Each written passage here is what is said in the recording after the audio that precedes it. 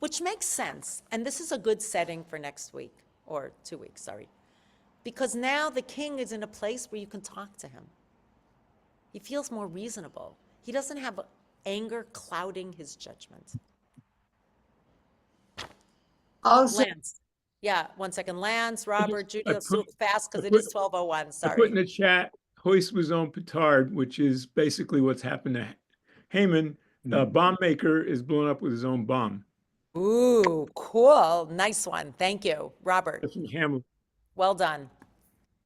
Yeah, Robert. Haman must have had the most substantial estate in town, the most substantial house. And when he had to bring Mordecai around on the horse, they probably saw the gallows he had built. But you still had to know it was 50 amot high and that it was built for Mordecai, right? But yes, I agree. It might be people saw it. That's possible. I don't know if it was the highest. You're right. It could be. But it is a really good explanation to say that the fact that he knew all the inner details must be he was part of the inner court of Haman. So I'm not disagreeing with what you're saying.